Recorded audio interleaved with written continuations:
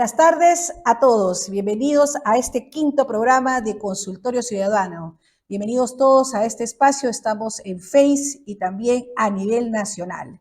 El día de hoy estamos en nuestro quinto programa en Consultorio Ciudadano y vamos a tratar una temática importantísima que tiene una connotación laboral. Pero más adelante vamos a comentarlo. Vamos con nuestros auspiciadores.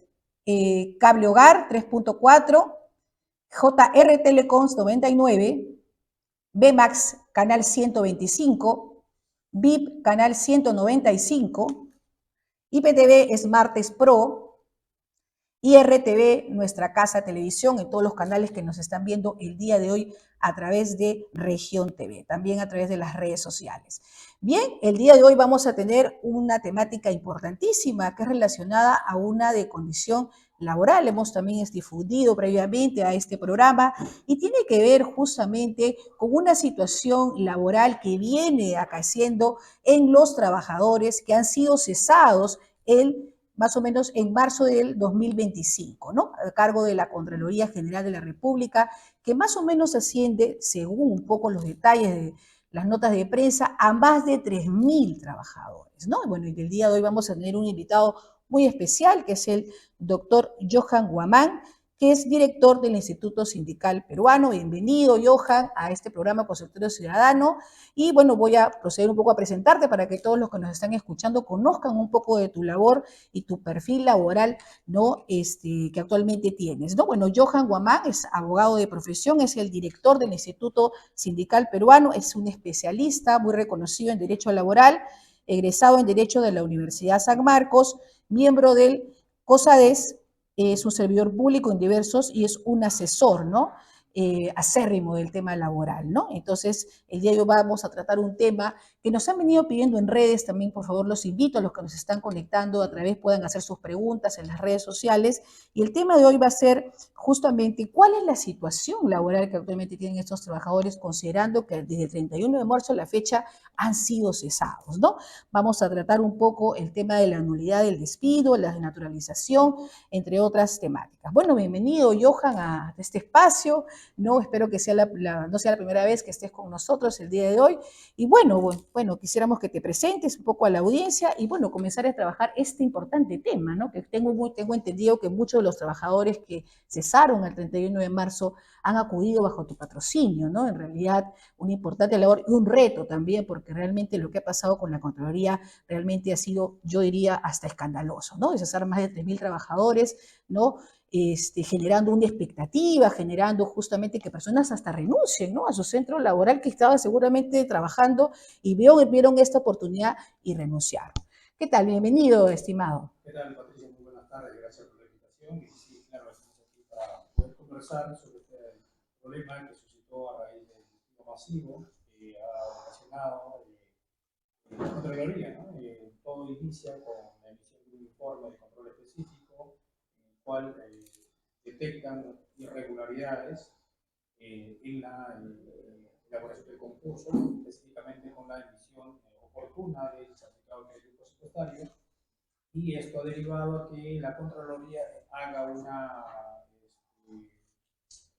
una nulidad del concurso y ha derivado en que la Contraloría opte por no renovar las contrataciones temporales, lo cual ha sido calificado por los abogados que defendemos a los trabajadores como un despido, ¿no? Hay un mérito, una desnaturalización de los contratos, porque los contratos temporales que se suscribieron con cada uno de los trabajadores estaban muchos de los casos simulados y por lo menos en la generalidad de los casos de manera fraudulenta, ¿no? Con fraude de las normas que regulan la contratación. Muy bien, y una consulta, bueno, habíamos dicho un poco de las notas de prensa que son más de 3.000 trabajadores, estimado doctor Johan, ¿no? Y en realidad, pues suena una cifra, y bueno, precisar que es a nivel nacional, ¿no? Y bien, como tú nos vas a explicar, pues no solamente trata de las personas que participaron de este concurso, ¿no? Sino también algunas que se han quedado en la Contraloría y que están justamente buscando, ¿no? Tener la figura de la desnaturalización. Bueno, más allá, Johan, como tú bien estás llevando a cabo, ¿no? Porque justamente tú eres experto en esta materia laboral y también eres el director del Instituto Sindical Peruano, cuéntame, ¿cuáles son las acciones legales que está realizando un poco a través de tu patrocinio, ¿no? A estos trabajadores, ex trabajadores de la Contraloría que fueron cesados en marzo de 2025. Bueno, en principio tenemos tres tipos o tres acciones legales diferentes Ujú. con los trabajadores de la Contraloría. El primer grupo, podríamos decirlo así, es para los trabajadores que han sido desvinculados, ¿no? Que han estado contratados temporalmente y no les han renovado el contrato y han sido desvinculados de la entidad. Entonces, contra ellos estamos haciendo un procedimiento tipo una desnaturalización del contrato más la impugnación. Un segundo grupo son aquellos trabajadores que aún mantienen vínculo laboral vigente con la entidad y estamos haciendo los procesos de naturalización de contrato modal para que se le reconozca un contrato indeterminado y en consecuencia interponer una medida cautelar. Y hemos también interpuesto medidas cautelares fuera del proceso, ¿no? Pero todos sabemos que la probabilidad de una medida cautelar fuera del proceso es un poco probable, ¿no? En cambio, con sentencias fundadas sí es bastante elevada el tema de la medida cautelar. Y por último, tenemos un último caso que nos ha contratado también un grupo de trabajadores de la Contraloría respecto a la impugnación de la nulidad del concurso, ¿no? La Contraloría emitió una resolución administrativa por cual declaró nulo el concurso público del año 2024 y estamos impugnando esto. Estas serían las tres acciones legales que hemos adoptado en relación a los trabajadores. Muy bien, realmente incongruente también, doctor Johan, poder entender que un organismo tan ensamblado, ¿no? Tan estructurado, tan ordenado, la verdad, a veces cuando estamos con Francisco Fernando, decimos un llamado a la Contraloría. Nosotros mismos llamamos a la Contraloría para que ellos justamente fiscalicen alguna acción de control, ¿no? Que tú también conoces muy de cerca, pero realmente nos preocupa porque esta nulidad del contrato, que también espero que nos puedas explicar, es ¿cómo podemos convocar digamos, un concurso público? Porque yo misma he visto las notas de prensa, la sacaron realmente pues con un ideal de atraer el mejor talento humano a la Contraloría para justamente poder, ¿no? Seguramente hacer acciones de control eficientes, ¿no? Pero realmente me deja esa o sea, en realidad va más allá del tema legal, sino a un poco esta desorientación de que tengamos una entidad pública en la cual debe ser un ejemplo de orden, de control, de buenas prácticas, en la cual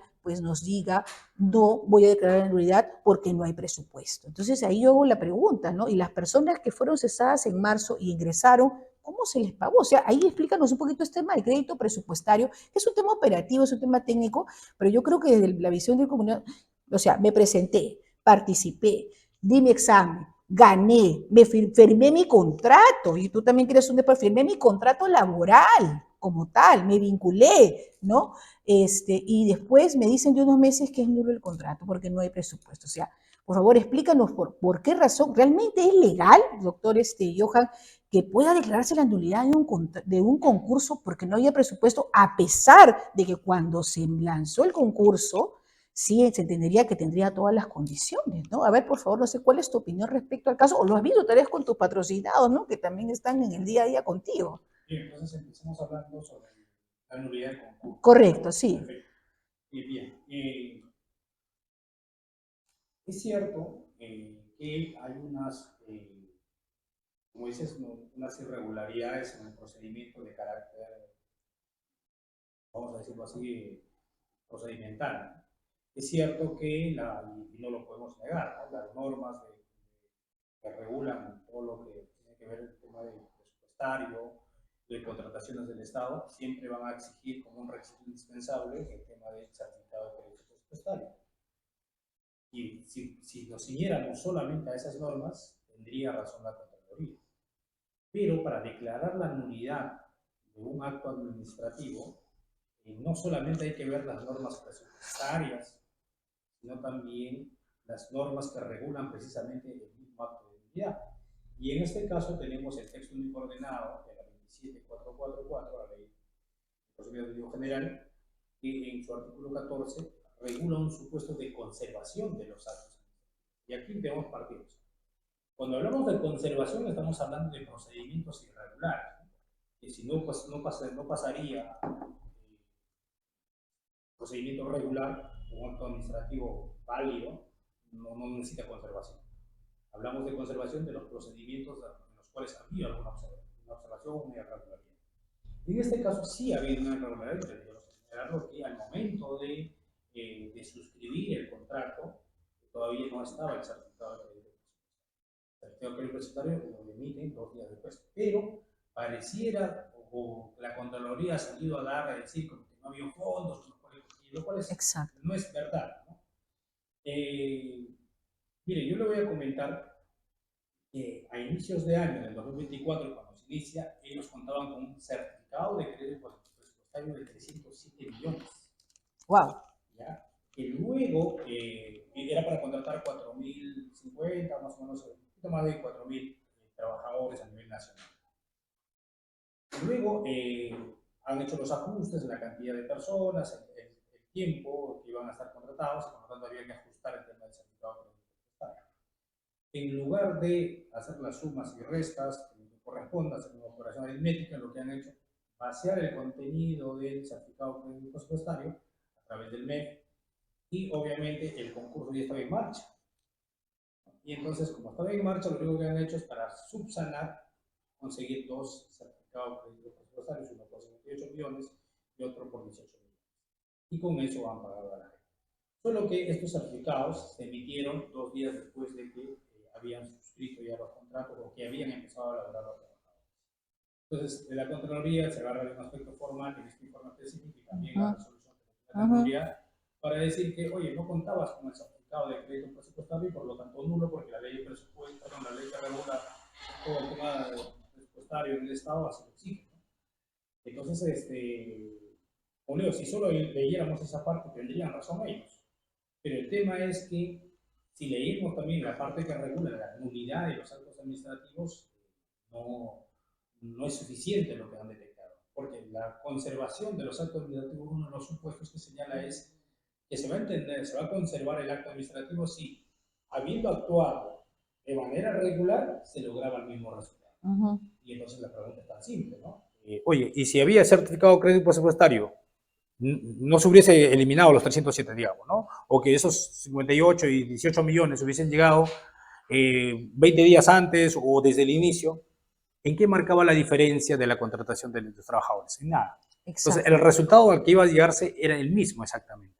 Y por lo tanto, había una conservación del acto administrativo. Y eso era lo que debieron observar en la Contraloría antes de declarar la nulidad del concurso público. Sí, preocupante lo que dices porque esa información que nos está dando el doctor Johan es información justamente que tú tienes un poco de la materia del análisis de todo este patrocinio y la verdad me quedo con esta inquietud, o sea, las personas se vincularon sin tener el crédito o la certificación de crédito presupuestario para pagarles, o sea, realmente pues un desorden total, o sea, porque podrían haber esperado, como tú dices, en una línea de tiempo, esperar pues que tal vez el concurso y poder, ¿no?, tener un poco los tiempos cuadrados. No sé si por ahí te entendí. No, Patricia, a ver, le explico de otra forma.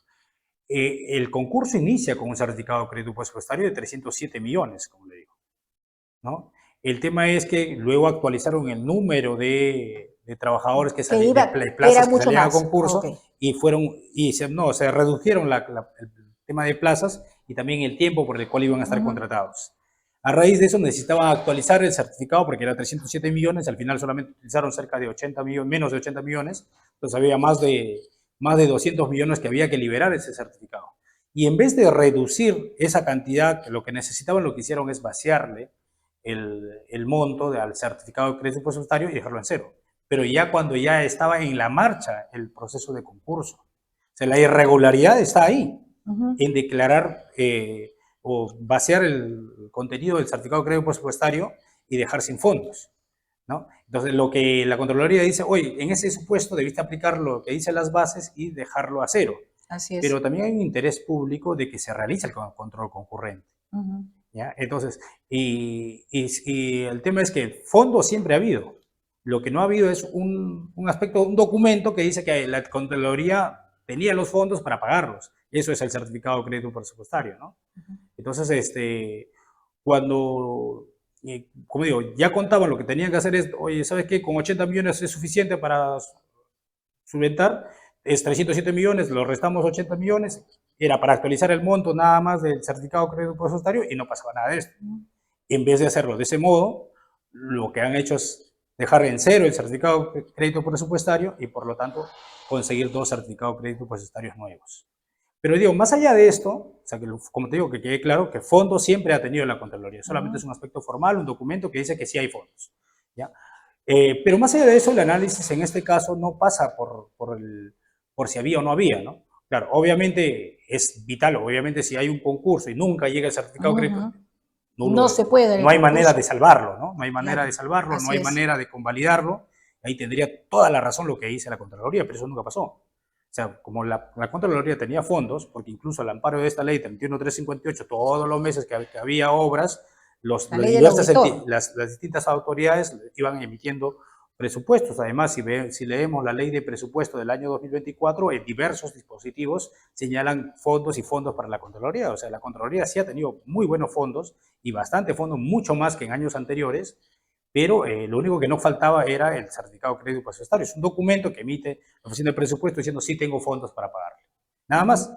Entonces, y por ese requisito es que han despedido a 3.000 Más de trabajadores. 3.000 trabajadores, que muchos de ellos también nos están escuchando, pero yo sí quisiera hacer también una mención que cuando se deroga la ley del auditor, que es una ley que también acabas de mencionar, también señalan temas presupuestales. O sea, yo creo que la Contraloría se ha quedado con ese speech, ¿no, doctor? Porque realmente ahora aducen en el concurso que no había presupuesto. Ahora también cuando se deroga la ley del auditor, también señalan el tema del presupuesto. Entonces, la pregunta es, legalmente, o sea, desde la perspectiva de tu expertise laboral, corresponde que una entidad pueda aducir constantemente, porque yo veo que es una constante en la Contraloría, seguramente también lo vamos a escuchar en otros reclamos, en otras denuncias, en otros, que una entidad puede decir, bueno, yo genero toda esa serie de actos que puede ser, como el caso de la nulidad, como el caso de dejar sin efecto en la norma, en este caso el auditor, por tema presupuestario. ¿Cuál es tu opinión respecto a ese tema? ¿No? Porque realmente es un speech que lo venimos escuchando mucho de la Contraloría y que muy seguramente lo vamos a seguir escuchando de otras entidades. Te pregunto desde tu tema laboral porque realmente nos interesaría saber si realmente es legalmente viable o deberían las autoridades tal vez utilizar, ¿no?, un argumento mucho más válido, ¿no?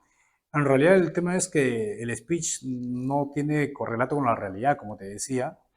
El problema no es que no haya fondos, ¿no? El problema es que, como te decía, en la segunda ley de presupuesto del 2024, la Contraloría recibió bastante fondos, por un lado, de parte de las municipalidades, porque recuerda que pasaron de las entidades, los que trabajaban en las OSIs contratados directamente por las entidades, pasaron en un primer momento y el presupuesto asignado a ellos se los asignaba a la Contraloría en un primer momento. En segundo momento, la ley 31358 establece que iban a pasar un porcentaje, ¿no? Si bien eso fue modificado, pero un porcentaje de las obras y proyectos que iban a auditar la Contraloría iban a ser entregados a la Contraloría, y eso es constantemente, cada vez que hay un proyecto, etcétera, ¿no? Entonces, aquí lo que hay en realidad de trasfondo ya no es de índole jurídica, sino más es de índole política, ¿no? Que tiene que ver, como usted ha mencionado, con la ley del auditor. Así es. Y en realidad lo que se quiere es, por parte de las autoridades, no sé en qué medida, es reducir, o si no se quiere decir claramente, el tema de eliminar lo que es el control concurrente, ¿no? Eso es el fondo del tema, ¿no? Entonces, y una manera de sacar a un buen grupo que se dedicaba o que había sido contratado para el control concurrente es esto, ¿no? Es decir, que no hay presupuesto para mantenerlos y como ellos habían ingresado en el marco de una ley, eh, poder desvincularlos, ¿no? Ese es el fondo, digamos, del tema, ¿no? Justamente tiene mucho que ver en un contexto quizás, y esto ya es una opinión más política que jurídica, ¿no? En un contexto en el cual vemos que la corrupción nos azota por todos lados, un Congreso sumamente deslegitimado, cuestionado, una presidenta también muy involucrada con los temas, como vemos hasta en el tema de la fiscalía, ¿no? Entonces, Así es. una Contraloría fuerte que fiscalice, que haga su labor de fiscalización con las potestades bien establecidas en la ley y bien empoderadas, creo que todos sabemos a quién han estado, ¿no? No convienen, son incómodos la fiscalización y entonces creo que el fondo de todo esto es eso, ¿no? Sí, gracias, doctor Johan. La verdad me deja un poco pensando, ¿quién se pone en el zapato de los trabajadores? porque seguramente tu día a día está envuelto en decir, bueno, doctor, ¿y cuándo vuelvo a la Contraloría? ¿Cuándo me reponen? ¿Cuándo me pagan? ¿Cuándo me dan mi indemnización? ¿No? O sabe qué, renuncié a mi trabajo para irme al concurso de la Contraloría y perdí tal vez mi espacio laboral en donde yo me encontraba. Entonces ahí la pregunta es, y poco en el programa hacemos, ¿quién piensa en el trabajador? ¿Quién se pone en el zapato del trabajador? Trabajadores que nos están escuchando, que tienen familia, son padres, son madres de familia, tienen un nivel de vida y tienen justamente responsabilidades, pero finalmente la Contraloría, discúlpame que lo diga, es una opinión particular, podrían verla, podrías poner la PPT, por favor, producción, la resolución de Secretaría General, la 049, que declara justamente esta nulidad, ¿no?, del concurso de mérito 01-2024, ¿no?, que es justamente el que estábamos hablando, ¿no?, y que realmente pues suena en frío un papel, pero que realmente trastoca fuertemente también todas las situaciones de estas personas, ¿no? Justamente en esta primer pantallazo vemos Contraloría denuncia ese arbitrario, que fue también dado en Exitosa, ¿no?, que fue también, sé que también han estado entrevistados otras personas vinculadas, ¿no?, pero, y que finalmente, pues, señala, ¿no?, a nivel de prensa, por falta de presupuesto, ¿no?, que es un poco lo que la pregunta que te hacía del speech. Entonces, a partir de allí, ¿podrías un poco comentarnos, vamos a salir un poco del tema del concurso, porque ya queda claro, ¿no?, que finalmente ha señalado, ¿no?, que finalmente habrían habido irregularidades de este órgano rector, ¿no? Pero también te hago la pregunta, ¿dónde está un poco la información de las, digamos, el deslinde de responsabilidades, ¿no?, de las personas que estuvieron detrás de este concurso? Porque esta resolución, no sé si puedes avanzar, por favor, producción, para verla, la firma Patricia, el secretario general. disculpa Sí. que te interrumpa ahí. Lo que pasa, a ver, mire, cuando se emite una ley, ¿no?, y te dan los fondos Ujú, para hacer, digamos, el Poder ujú, Ejecutivo, la Contraloría actúa también como tiene que ejecutar el control concurrente. No ujú. puedes retardar el control concurrente porque a alguien se le ocurrió vaciar, A su antojo, ¿no? A su vaciar antojo. vaciar los fondos que Sí. tenías en el certificado de crédito presupuestario inicial, ¿no? Entonces, el principal responsable de todo esto es aquí el funcionario que solicitó o dispuso que se baseen los fondos del certificado, porque hubo presupuesto. No es que no hubo presupuesto. Y la Contraloría lo que dice es, oye, pero cuando se vació tenías que volver de cero de nuevo. Pero, ¿y cuáles eran los plazos? ¿Cuántos Pero tiempos eso no más deja de ser no deja de ser un reproceso. sin No control deja de ser un concurrente? reproceso de la misma Contraloría. O sea, es Exactamente. O terrible. sea, a lo que nos preguntamos, por eso decía, nos preguntamos hoy, ¿al Estado le interesa o no le interesa el control concurrente? No, parece ¿Ya? que a ellos no les interesa, ¿no? Hay un Porque por interés lo que... público para el control concurrente. Entonces, es cierto que había una error, porque aquel que hace un análisis dice, oye, va a ser materia, y es cierto, se me cayó el certificado, pero tienes que hacer un análisis jurídico ahí. Si yo sigo con el control concurrente, ¿es irregular? Sí, es irregular, Claro, por pero supuesto. se va a poder anular. Se logra la finalidad a pesar de eso cuando yo obtengo el certificado de crédito presupuestario. Ujú. O sea, si yo trabajo y nunca obtengo el certificado presupuestario, claramente es nulo. Ahí hablaríamos de responsabilidades mayores para los funcionarios que así lo decidieron. Pero si hicieron un análisis jurídico de que se podía salvar por el tema de la convalidación, ¿no?, porque es parte de nuestro sistema jurídico la convalidación de los actos administrativos, entonces, a pesar de una irregularidad, nos terminó salvando lo que iba a hacer reiniciar el proceso, demorar lo que era el control concurrente.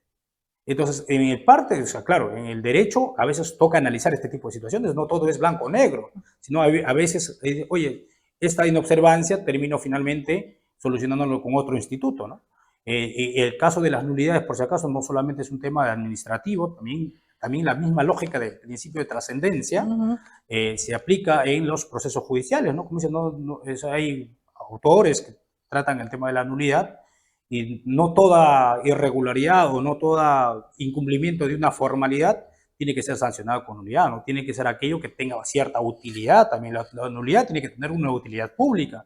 No es porque no se cumplió, porque tenías que tener tal documento o tenías que estar de esta forma o en tal momento y ya está, ¿no? Tiene que tener una utilidad. Entonces, en este caso, la declaran la nulidad, más allá de todo esto, sin ninguna utilidad tampoco, ¿no? O sea, no han obtenido ningún beneficio para la entidad con esa nulidad. Ninguno. Claro, más bien ha dejado en evidencia, como tú dices, bueno, la primera responsabilidad es la persona, ¿no? Porque estás dando un análisis interesante que justamente estaba a cargo de ese tema de la certificación presupuestal. Pero también esto lleva a concretar no solamente a él, sino, por ejemplo, el equipo de recursos humanos, ¿no? Que estuvo a cargo del concurso, que estuvo a cargo de la elaboración, digamos, de la evaluación curricular. Y yo a lo que voy también es a toda esa inversión, porque un concurso público, ojo que también ahí hago una salvedad, porque lo estamos viendo respetuoso de los trabajadores, pero también la entidad cuánto invirtió en personas, en tiempo, en dinero de los peruanos para generar un concurso y que luego nos digan después hay una nulidad. Porque definitivamente la responsabilidad, coincido contigo del tema de la trascendencia, ¿no?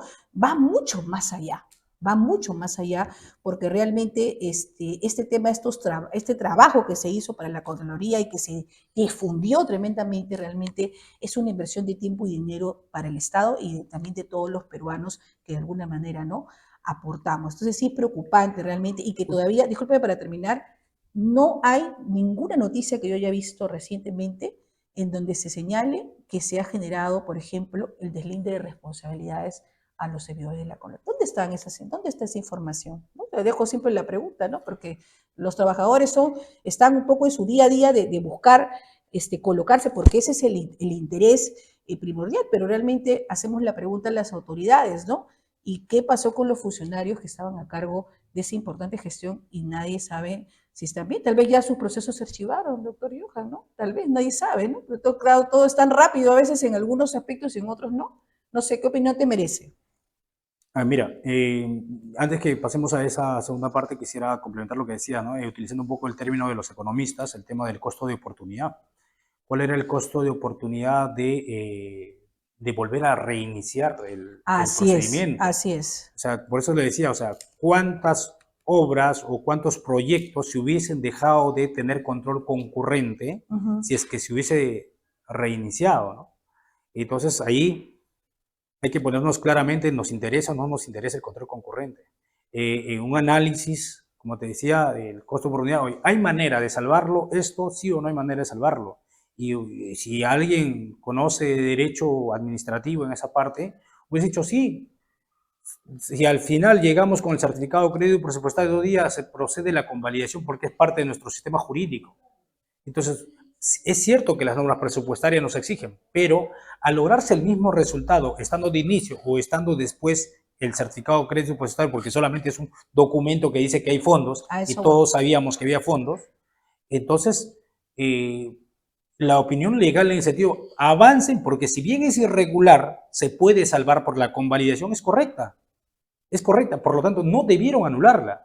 El que hace la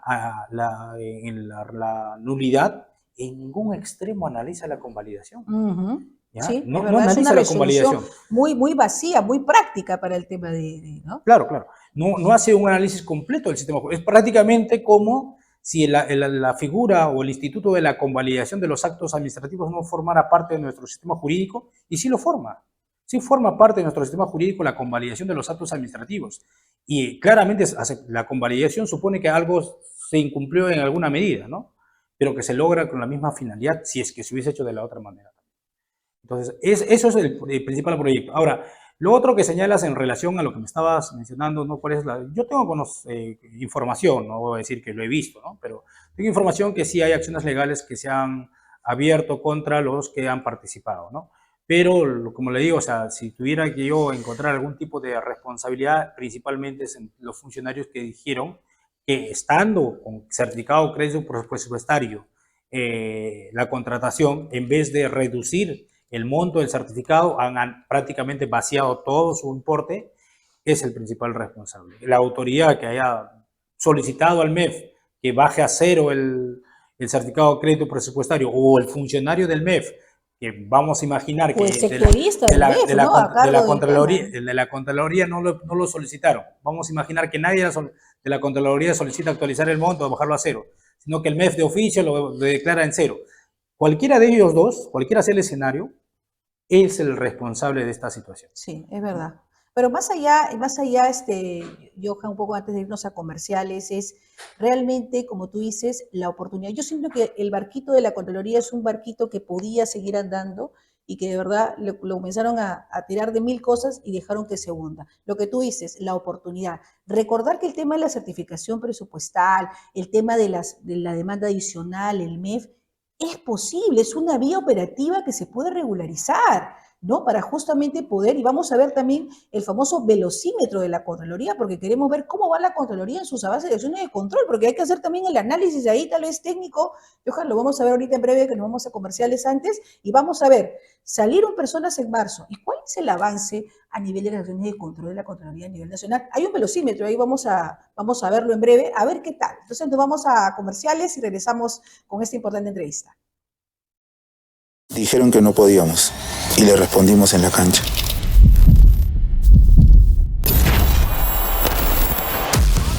Dijeron que no podíamos ponernos el equipo al hombro. Dijeron que no podíamos llegar tan lejos. Y dijeron que no podíamos hacer historia. Esta pinta bien para Perú. Pero la hicimos y ahora es tiempo de contar una nueva historia. Y como las mejores historias y partidos, no la jugamos solos. Y estamos llegando a donde comenzará todo. Esta historia se juega en equipo y se ganará por goleada. Atrévete a crear tu historia. Vitel, tecnología para todos. Dijeron que no podíamos y le respondimos. Bien, seguimos con el programa. Bueno, ahora ya nos acompaña Francisco Fernando. Faltaba un ensamble en el programa, Francisco. Bienvenido, ¿cómo estás? Hola Patricia, un tema muy interesante que se está tratando. Todos los gobiernos locales, provinciales, regionales, y ahora que estamos haciendo fiscalización decimos, acá hay corrupción, llamemos a la Contraloría, ¿no? Pero ahora vemos de que hay un problema en la Contraloría y las personas que estaban ahí para poder auxiliar, y en todo caso para auxiliar no, sino para salvaguardar los intereses del Estado, ahora pues tienen problemas, ¿no? He escuchado muy atento las preguntas que le has hecho al doctor Guamán y es interesante, ¿no? Ahora, doctor Guamán, muy buenas tardes. ¿Qué es lo que se va a hacer ahora? ¿Cuáles son las acciones y medidas que van a tomar ustedes? Respecto a la nulidad, para poder saber ese para tema, poder, ¿te parece? porque han estado haciendo algunas preguntas, entonces algunos quieren saber qué acciones se van a tomar, cuáles son las acciones inmediatas. Bueno, hay un grupo de trabajadores o ex trabajadores de la Contraloría y algunos que todavía siguen, que se han organizado para efectos de impugnar judicialmente la nulidad, la declaratoria de nulidad del concurso público, ¿no?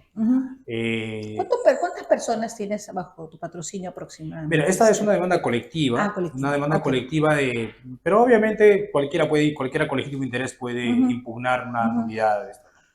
Entonces, pero se han organizado y están ingresando en una demanda colectiva para impugnar esa resolución que declara la nulidad del concurso público. Obviamente, dentro de los argumentos utilizamos muchas de las cosas que hemos señalado aquí, que las nulidades no se declaran al primer error, pues parte del ser humano omitir algunas cosas, o a veces hay un análisis de costo de oportunidad y si se puede salvar o no, utilizando otros institutos que también forman parte del sistema jurídico. Y aquí en esta resolución que declara la nulidad no hace en ningún momento el análisis de la convalidación. Digamos, hasta por ahí tendría un defecto de motivación, ¿no? ¿Y qué resultados esperan, doctor Johan, al momento, digamos, del resultado? Que no tenemos todavía el resultado de esta demanda todavía, ¿no? ¿Están en ese proceso? ¿En qué estado está, para ser más claros? Bueno, la demanda está ingresada. Ya. En cuanto a los otros temas, los trabajadores tienen que demandar o han demandado ya individualmente la reposición, la impugnación, ¿no?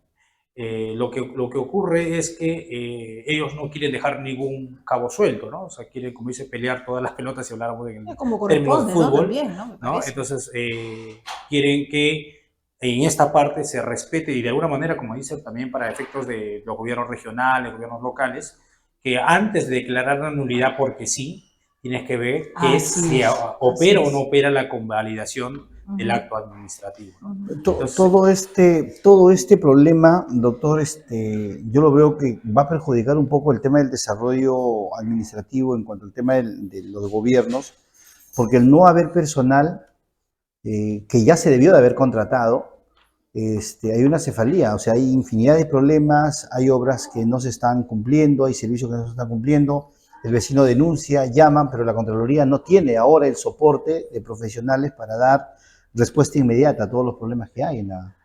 Y Ya ya, está. que justamente eso a lo que hablábamos hace rato con Patricia, le decía, ¿no? Que aquí hay un interés de parte de los grupos que están en el poder de desarticular el control, Exacto, Ujú. ¿ya? exacto. Entonces, Sí. el control, hay tres tipos de control que hace la Contraloría. El control previo, el Ujú. control simultáneo y el control posterior. El control posterior es que una vez terminada la obra, verifican cuáles fueron los errores, etc. Eso llega cuando ya está muerto ya está enterrado el muerto, como se puede decir, ¿no? En cambio, el control concurrente es como decir, oye, está La en oportunidad. UCI y ahí mismo estás Exacto, la fiscalizando. oportunidad. Entonces, lo que de parte de los funcionarios, de los que tienen el poder, lo que quieren es desarticular la Contraloría en cuanto al control concurrente. Porque si la Contraloría verifica algún incumplimiento, alguna obra que no está bien en su momento, en ese momento lo corrige y el Estado deja de gastar plata en cuanto a la corrupción. Yo justo comentaba con Patricia, previo al programa, que en una ocasión yo tuve la oportunidad de conocer una obra que empezó con 3.8 millones y terminó en 21 millones de presupuesto, en mérito que hicieron un cambio de Sabemos. una recomendación. Ese gasto de dinero por demás se puede advertir en un control concurrente. Un control posterior, no, un control posterior de que lo encuentras cuando ya te gastaste todo el dinero de la corrupción, ya se lo llevó. Ya está En hecho. cambio, el control concurrente lo que logra es evitar que eso ocurra, porque ahí mismo estás fiscalizando en el acto. Y precisamente a nuestros políticos o la gente que detenta el poder en estos momentos, eso no les interesa. No les porque conviene, malogramos no les el conviene, negocio. Patricia, no les Sí, conviene. yo justo iba a lo que hice, Francisco Fernando, es que realmente acabas de decir, estás un poco desarmando el equipo. Porque la gente que ha sido justamente cesada, hemos tenido personal abogado, ingenieros Así es. civiles, ¿no? Gente con mucha preparación, ¿no? Porque también se preparó para presentarse al concurso. Pero bueno, oh sorpresa, como bien dice Francisco, es sospechoso, es raro. Sí, porque el año que pasado, desaparezcan estos el auditores. año pasado la Contraloría tuvo 1.500 millones de presupuesto y este año le han reducido a 1.100 millones. O sea, casi menos 400 millones de soles que han dejado de transferirle, o sea, que ahorita no tienen, porque yo revisando Portal amigable. el mismo de lo que tiene el MEF, y veo de que el año pasado, si tú ves, la Contraloría llegó a 1.500 millones. Su PIA fue 1.100 y llegó a su PIN 1.500.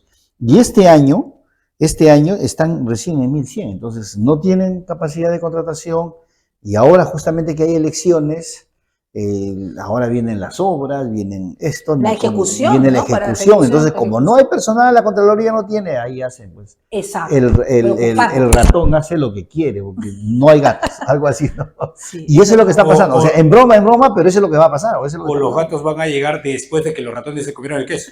Claro, cuando al final Exactamente. simplemente va a decir ahí está, ¿no? Entonces, yo creo que es importante hacer un llamado, ¿no? Porque esto no es un... Pero ahora, ¿qué, Francisco Fernando? Porque Ay, con la Loría tienes... de Antes verdad que son decíamos- antes, ¿qué decíamos?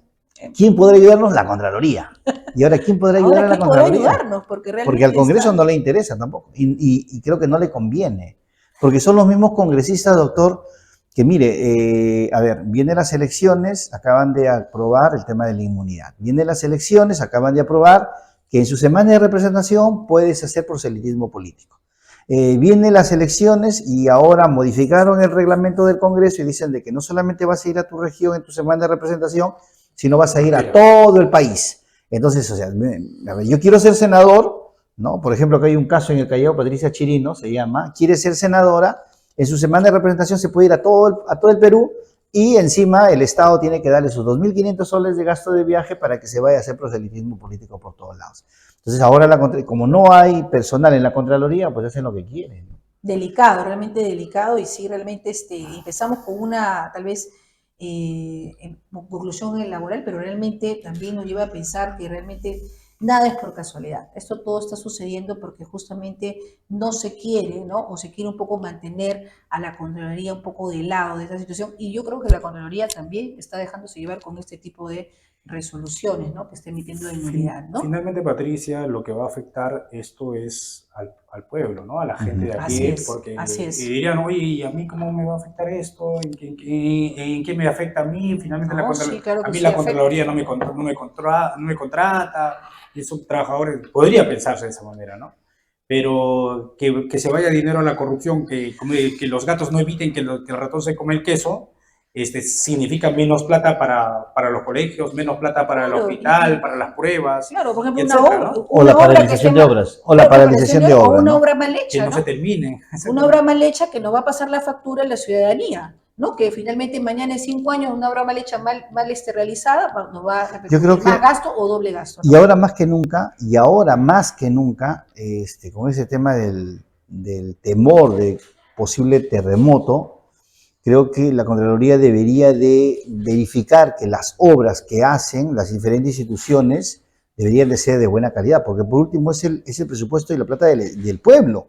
Entonces lo único que estamos necesitando es que los profesionales ejecuten buenas obras, porque plata hay, pero que las hagan bien, pues, porque a veces por el tema de la corrupción, menos cemento, menos arena, menos metraje, etcétera, al final ganan todo y al final llega un gran terremoto y los perjudicados somos nosotros. Y es ahí Así donde es. la Contraloría tiene que entrar, ¿no? Así es. Tiene que ver este tema. Justamente, a mi modo de opinar, ¿no? Yo soy especialista en laboral, pero entiendo que hay especialistas en gestión pública. A mi modo de ver, el control concurrente, o sea, el control mientras vas haciendo la obra, mientras vas ejecutando la obra, debería ser el principal bastión de la Contraloría, ¿no? Porque está bien que cumpla su finalidad, el control de cumplimiento, ¿no? La auditoría de cumplimiento posterior que se pueda revisar con mayor detenimiento, con mayor profundidad, pero no logra evitar que la corrupción prospere. El Estado probablemente en estas auditorías de cumplimiento tendrán millones por recuperar, pero ¿cuántas son efectivas? ¿Cuál es el nivel de Exacto, recuperación? exacto. O sea, finalmente casi son dinero del Estado que es perdido. En cambio, con el control concurrente se puede evitar eso.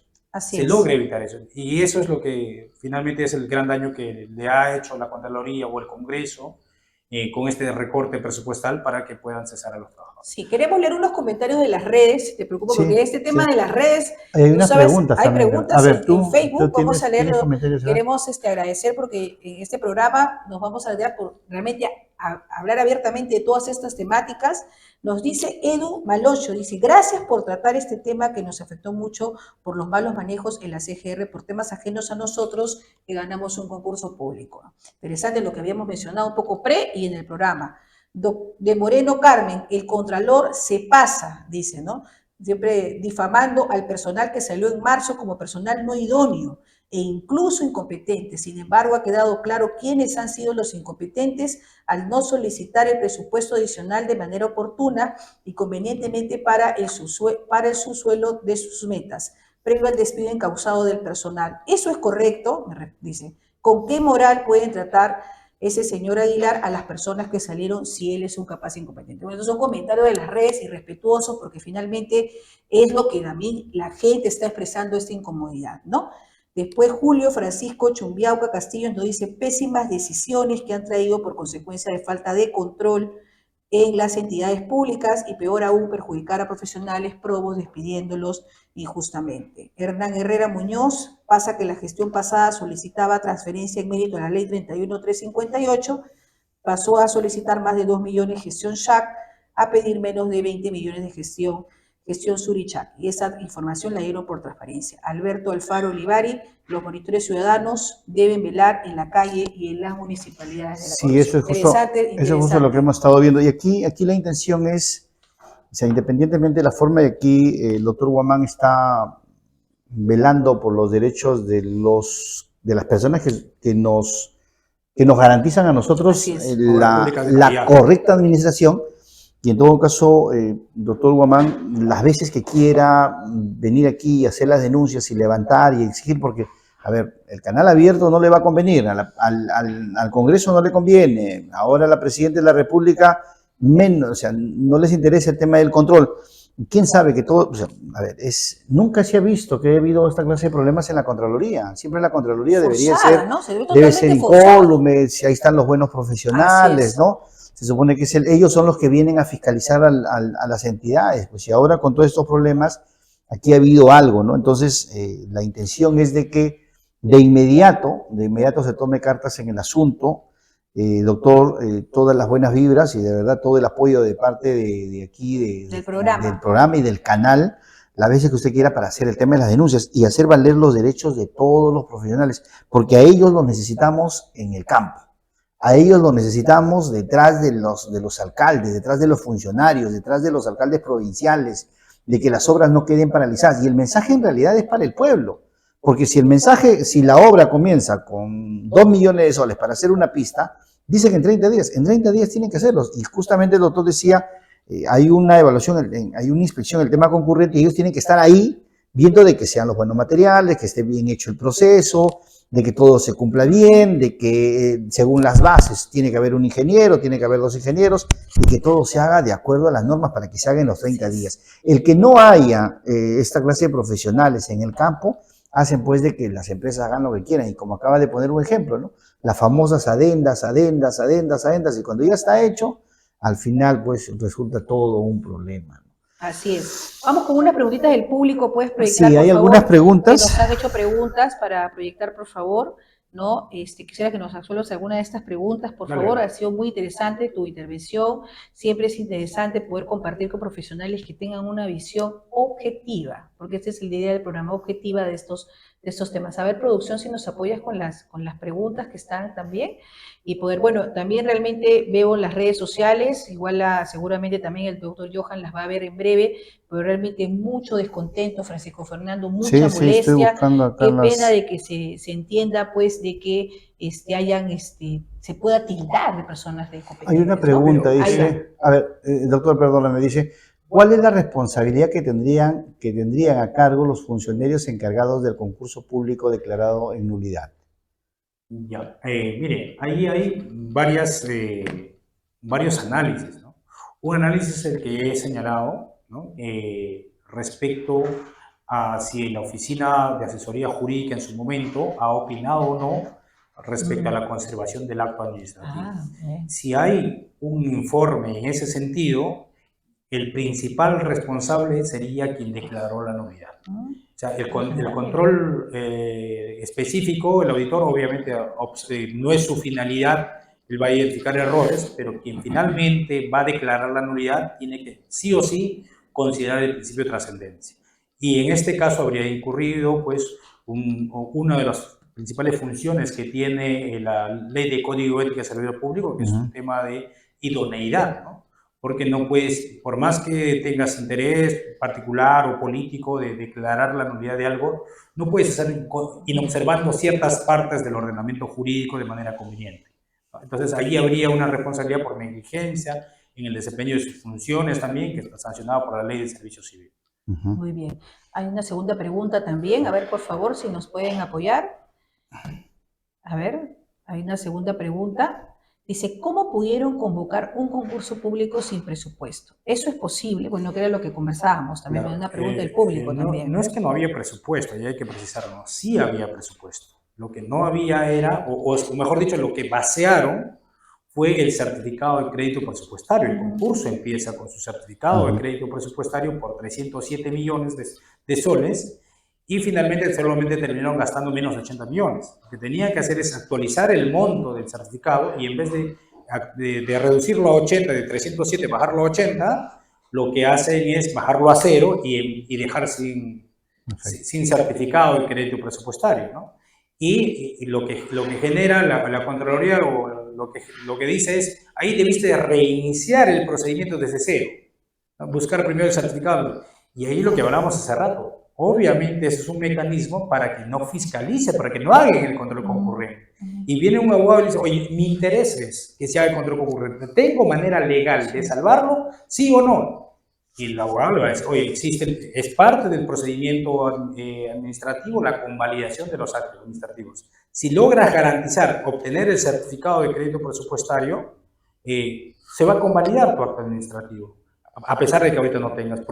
Porque si lo vas a tener, vas a poder pagarlos, ¿no? Entonces dice, habrán coordinado, pero ¿hay o no hay presupuesto? ¿Hay o no hay? Sí hay fondos. ¿Me vas a poder emitir o no me vas a poder emitir? Sí te voy a poder emitir. Y entonces, eso es lo que pasó. ¿Debieron haberlo hecho con mayor anticipación? Probablemente, sí, ¿no? Probablemente, pero hay un tema que en el control específico no lo dicen en qué momento, solamente menciona que el MEF basea el contenido de los 307 millones y lo deja en cero, ¿no? Solamente eso menciona. No dice la oportunidad, ¿no? Ahí podríamos analizar mayor detalle si supiéramos en qué momento lo deja, si hubo no diligencia de los que debían haber pedido inmediatamente, etcétera, etcétera, ¿no? Claro. Y una tercera pregunta, por favor, me parece que con esa culminamos las preguntas. Dice, ¿realmente un atropello que se vulneren los derechos laborales de los trabajadores? ¿En qué estado se encuentran los procesos disciplinarios de los servidores que estuvieron a cargo del concurso, ¿no? 01-2024, ¿no? Que también va un poco al son de lo que dicen las redes, ¿no? ¿Ahí qué podrías decirnos, estimado? Bueno, eso es, los procedimientos disciplinarios tienen una reserva, ¿no? Eso tendría que estar en la posición de secretario, inclusive estar en la posición de secretario técnico no podría difundirlo, ¿no? O sea, tienen cierta reserva y no es que sean públicos, ¿no? Inclusive, para solo comentar, antes el Poder Judicial tenía su consulta de expedientes judiciales y cualquiera con número de expedientes. Para poder saber si cómo iban. Seguimiento, ¿no? Ahora no sabemos cómo va. Por el tema de protección de datos, al estar a procesos abiertos, hay que saber por lo menos los apellidos de la parte para poder hacer la consulta, ¿no? Haremos el ejercicio el día de mañana, pues Francisco Fernando, buscar a ver, si hay procesos registrados. Vamos a ver la Patricia, tarea. Lo que sí te podría comentar es los otros procesos que hemos iniciado ya individuales en defensa de los derechos de los trabajadores, ¿no? Como decía, hay trabajadores que han acudido a nosotros, entiendo que a un sinfín de abogados también, porque son más de 3.000 trabajadores.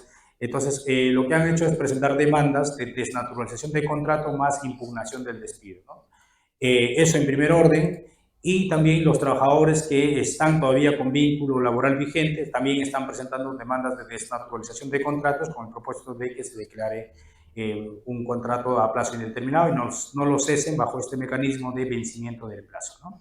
Perfecto, doctor Johan. Bueno, siempre el tiempo en televisión y en redes es corto, ¿no? Siempre, Francisco Fernando, si tienes alguna pregunta. No, quiero aprovechar algo porque la presencia del doctor Johan Guamán y su experiencia vale bastante, y eso es algo que también la gente está preguntando.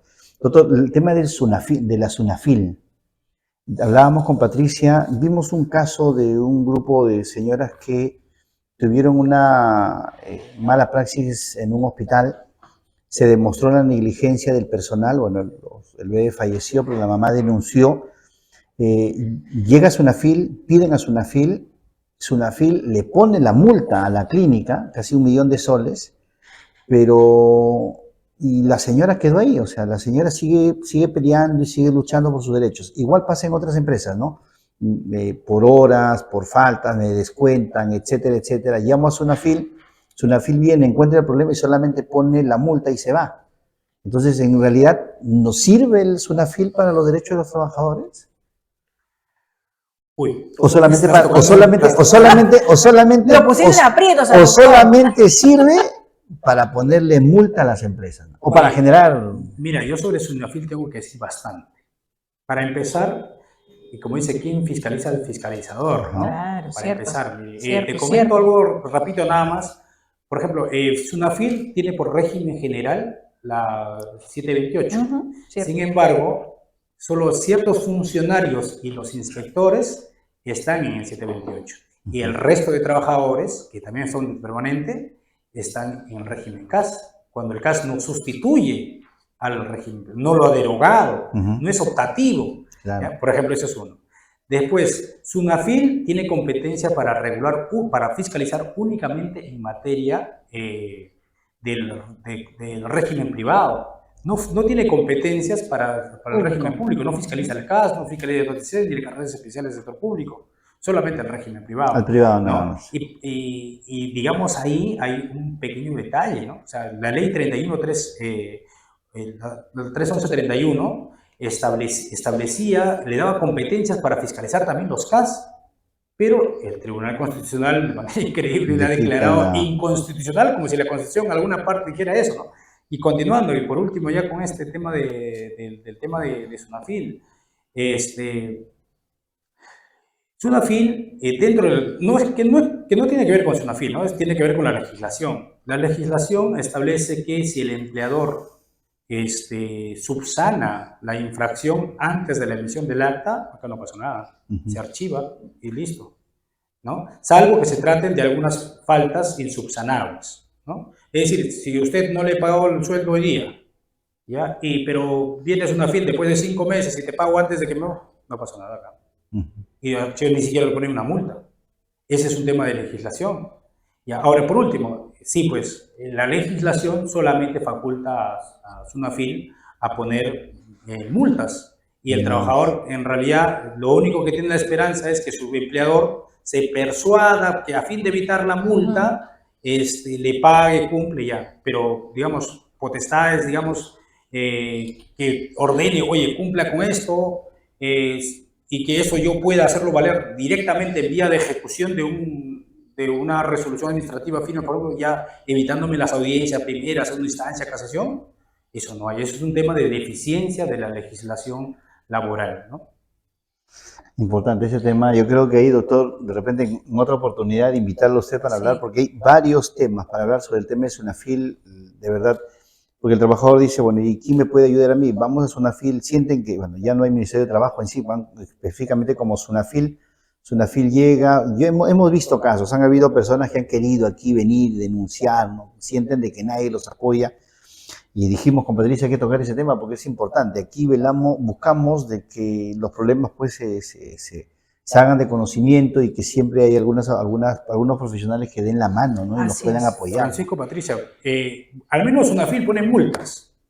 Los trabajadores que están bajo la fiscalización de Servir es peor. Ya Servir ya en ese nivel Esa es otra pregunta, digamos así. Ya no entramos, ya, porque, por ejemplo, los CAS, los 276, las carreras sociales, Servir ni presenta la denuncia, ni siquiera lo atiende. Ajá. Y si es que te atiende, solamente exhorta, ni siquiera pone multa, ¿no? Exhortamos a que observen la normativa. Y sigue tal vez la irregularidad. Y sigue la irregularidad, porque no tiene mecanismos como compeler a la entidad que le haga caso. Mira, inclusive lo del Tribunal del Servicio Civil, ¿no? La Municipalidad de Lima despidió un montón de trabajadores. Claro, eso sí. Todos revocaron y el Tribunal del Servicio Civil dijo nulo los despidos, no dice lo repone, eso también es un tema de deficiencia en el Tribunal de Servicio Civil, pero la municipalidad se negó a cumplir y los jueces... Hasta ahora. Los trabajadores han tenido que ir a un proceso judicial para que el juez le ordene a la municipalidad a... Ese es un tema que hablábamos, Patricia, y qué bien, doctor, que estemos tocando ese tema, porque, a ver, sale López Aliaga y dice, acabo de ingresar a la gestión, he encontrado 50.000 personas, tú no vas, tú no sirven, y sacaron a más de 1.000 personas. Ya. Para él es un mérito, pues ya lo saqué.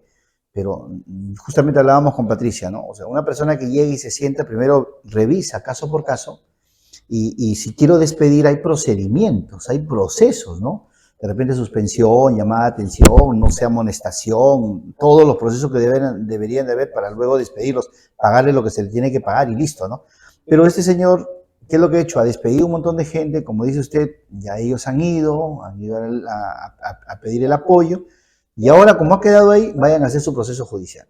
Las personas van a hacer su proceso judicial, ya no será en la gestión de López Aliaga, pero de repente ya tienen el derecho de la reposición y además que se le pague todo el dinero que han dejado de percibir durante este tiempo, lo que va a causar un perjuicio económico a la Municipalidad de Lima en futuras gestiones.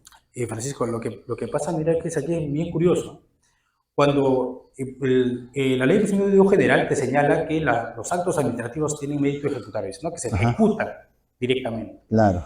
Cuando declaran nulo o ineficaz la desvinculación de un trabajador público, lo declara la resolución del Tribunal del Servicio Civil, para las entidades públicas, ahí sí ya no tiene mérito ejecutivo. O sea, ellos tendrían que cumplir primero, o sea, tendría que perfeccionarse en ese sentido. Primero cumples lo que te ordena el Tribunal del Servicio Civil y después impugnas. Si no, no podrías impugnar, ¿no? Entonces, más o menos con la lógica del solvente repete de SUNAT, ¿no? Pero justamente ahí está la deficiencia, porque mira, con eso nos ahorraríamos un montón de procesos judiciales, descargaríamos la carga que tiene el Poder Judicial por tantos juicios ridículos. Imagínate, en el gobierno regional, hace una semana ha habido vecinos del Callao con la resolución donde dice reincorpórese. Pero el gobernador, como no es gente de su agrado, no quiere, pues, no quiere. Ahí los tiene afuera, no hay plaza, dice, ¿no? Y veíamos, por ejemplo, en la Municipalidad de Bellavista, su CAP está desactualizado, totalmente desactualizado. Entonces, ¿cómo van a decir, pues no hay plaza, ¿no? Si está todo su reglamentación interna no funciona. Y al final, el caos que van formando ahora se va haciendo una bola de nieve y eso va a repercutirnos a nosotros como pobladores en las gestiones siguientes. Francisco, antes que se me vaya a un tema, te voy a poner un ejemplo para que puedan investigarlo. Mire, yo, aparte de esto, en el Instituto Sindical Peruano asesoramos también procesos, etcétera, ¿no? En general. Y tuvimos la oportunidad de llevar el proceso de un señor mayor de edad que fue cesado en plena pandemia por tener más de 65 años, el locador en ese entonces, ganó la sentencia en primera instancia, segunda y todo, pero cuando ganó la sentencia en primera instancia obtuvimos una medida cautelar de reposición provisional. Al señor lo acaban de reponer ayer. Y esa reposición ha demorado más de 2 años justamente por el mismo argumento de que no hay plaza, no hay plaza, no hay plaza. Es algo que se tiene que trabajar de manera urgente. El señor ya está próximo el otro año cumple 70 años. Va a reponerse por unos mesecitos, pero ¿quién le repone todo esto? Mira, es una persona vulnerable, mayor de edad, con carga familiar, y todo el daño. Terrible. ¿No? Terrible. Sí, muy bien. Muchísimas gracias, Johan. Ya, como te digo, el tiempo en televisión y en redes es tremendo. Nos gustaría, vamos a invitarte para otra oportunidad. Hay muchos temas, como dice Francisco Fernando. Por favor, unas palabras de despedida y por favor, coméntanos dónde te pueden contactar, tus redes sociales, tu teléfono, todo, porque en realidad ha sido muy interesante. Eres un profesional de verdad que realmente nos ha explicado realmente toda esta temática y que creo que en realidad las personas que estén interesadas, ¿no? Tranquilamente el doctor Johan. Sí, antes de pasar al doctor Johan, a ver, a todos los amigos del Callao, a todos los amigos que nos están viendo, si alguien tiene algún problema laboral, de despidos, aquí está el doctor Johan. De verdad, hoy de repente hemos tocado el tema de la Contraloría, el cual nuestro compromiso con todas las personas que están leyendo, las veces que podamos y las veces que quieran, vamos a poder darle todo el apoyo al doctor Johan para que poder retumbar, si es posible, con el tema de las redes y llegar y así presionar, ya que la televisión nacional no quiere, ¿no? Pero en temas laborales, las personas que deseen, ahí está, no sé si tenemos el número del doctor Johan, si no, menciónenlo, por favor, doctor, sí, adelante, para que las personas puedan tomar apuntes, ¿no? Claro, gracias por la oportunidad. Nosotros somos Instituto Sindical Peruano, así nos ubican en todas nuestras redes sociales. Perfecto. Nuestros números de contacto, atención al público, es 99-58-45-629.